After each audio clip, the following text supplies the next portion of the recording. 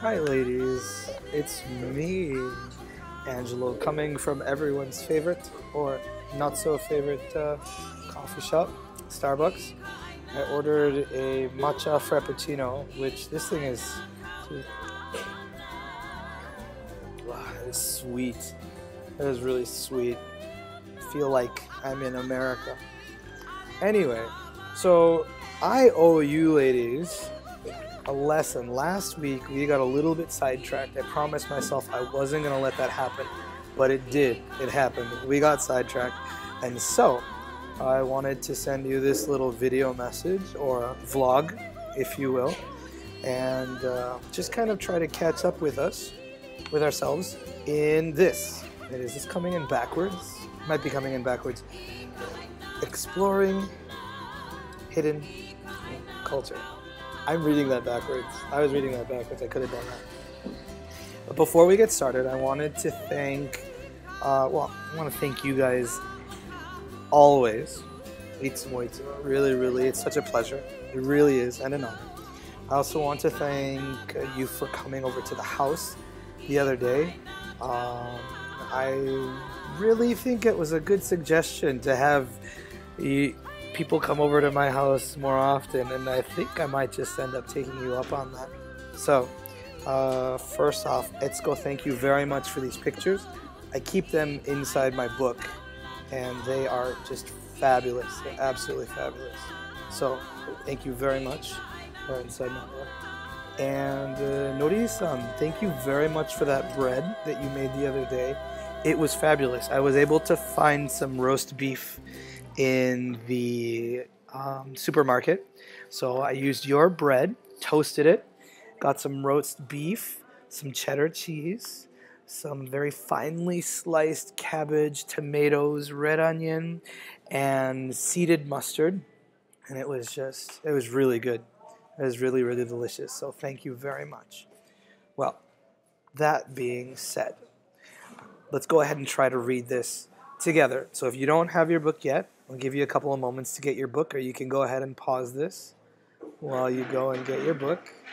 And we are going to pick up, I believe it was on page 24. And the chapter is number 5, Authority. And so I'm just going to go ahead and read this, and then hopefully I'll be able to put some of the words like right over here. Who knows? I don't know if I'll be able to do this or not. But some of the big words that we'll be able to put over here in the corner. And so you, can read along with me if you would like. So let's give this a shot, shall we? Chapter 5, Authority. In the first chapter, we discussed how our behavior is influenced by culture, even though we may not be aware of it. This is particularly true regarding our reaction to authority. Every society has a system of authority. Otherwise, there would be chaos. However, these systems of authority are often quite different.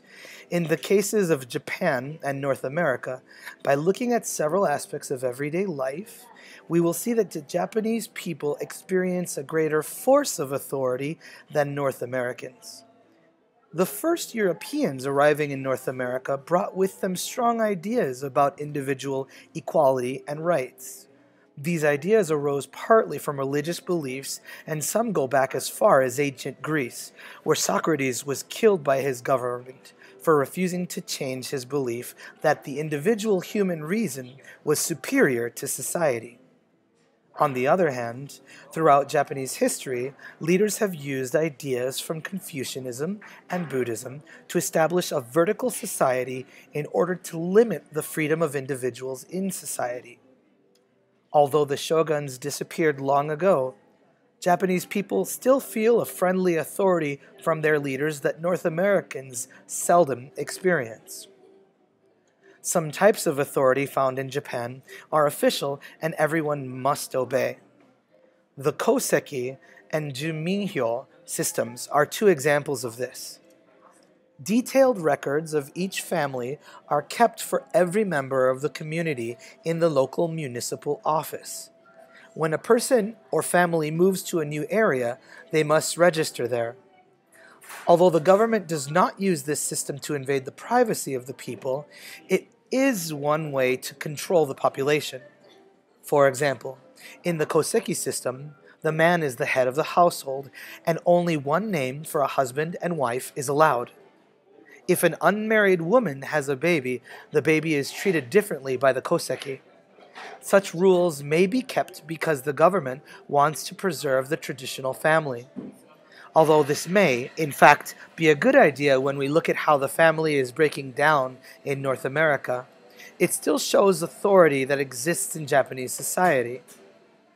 In North America, although there are registration systems such as social insurance numbers, election rolls, birth certificates, these registrations have less influence on people than the Koseki. It should be noted that recently the Koseki system has become more liberal, which may indicate that individualism is growing. The Koban, or police box system, is another example of authority seen in Japan that does not exist in North America. As with the Koseki system, police have the right to gather information about people living in their neighborhood, including a resident's name, age, and job. Japanese accept this system because such dependence and authority is built into the culture. The people also believe that this system helps prevent crime. Once again, this is a system that North America, with its higher rates of crime, could benefit from. However, North Americans would not tolerate such an invasion of privacy because in an individual-oriented culture, there are fewer feelings of dependence. North Americans tend to be very concerned about their individual rights and are suspicious of any authority that wants more information about them. One reason why Japanese are so accepting of authority in their everyday life is that as children, they experience the power of one particular authority, the education system, in action. Children see their teachers come to their homes to talk to their parents. These visits are compulsory. One main authority, the Ministry of Education, also controls much of the course content and the textbooks that are used in schools. Even private schools and universities must listen to the ministry, although not as much as public schools and universities. Cram schools, which are private, also help students pass exams set by the ministry. In North America, teachers also meet the parents of students, but this meeting is not compulsory. The difference is important because it shows that parents have a choice of whether or not they want to meet the teacher. Although meeting the teacher is a good idea and can help the student, North Americans are uncomfortable with a compulsory system. As for course content and textbooks, these are decided by each local school board, or sometimes the state or province, not the national government. If education were administered by the national government, North Americans would feel that they had no control over it. Besides the official authority Japanese feel from the government and police, there is another type of authority. This softer authority comes in the form of messages one hears or sees many times a day in public.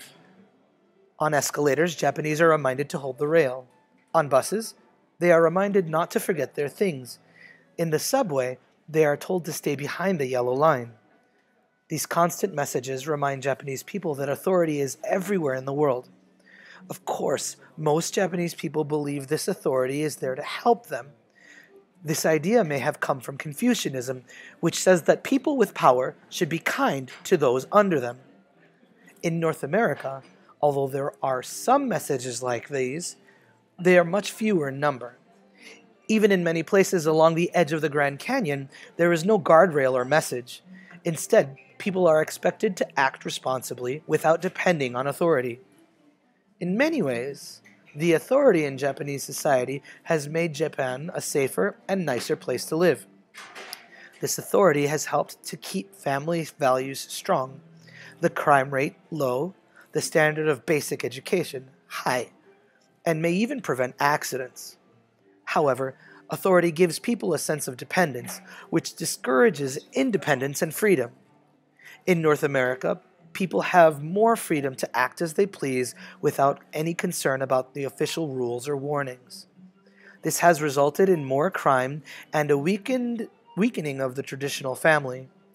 In some ways, both Japan and North America would benefit if they adopted some characteristics of each other's system of authority. And there you have it, 2 takes on a single idea, a single concept, authority. Americans that came to the continent long ago with their very strong sense of individual freedoms and rights contrast starkly to the Japanese society, where Confucianism and Buddhism have led to a vertical society which ultimately limit the amount of freedoms that an individual can have. Where Americans look at authority trying to find out more information about them as something suspicious, the Japanese inherently believe that authority is there to particularly help them. The author goes on to say that Japanese authority has made Japan a safer place to live. It might be true, although I also like to point out the fact that a lot of times crime goes unreported. A lot of time, crime goes unreported. And most of the time, the crime is pretty serious, We're talking about rape and murder. These are crimes that really, really have gone unreported because, well, I'll leave that for you to discuss and think about. So there you have it. Authority. And I thought this chapter was particularly interesting. I'm looking forward to the next chapter, chapter 6, on time. Now, I haven't read this in a long time, so it's time for me to reread this myself. And I hope that you ladies will be there with me as we continue to discuss and talk about ta-tang. Look, I was able to make it fit exploring hidden culture. It's not backwards anymore. Did you notice that? I'm getting a little better at this. Maybe. Anyway, thank you ladies very much. It's always a pleasure. And until next time, keep reading, keep studying, keep getting stronger and smarter with me. And I'm doing the same because you ladies are always teaching me something new. So, until next time, peace. Aloha. El son te llama.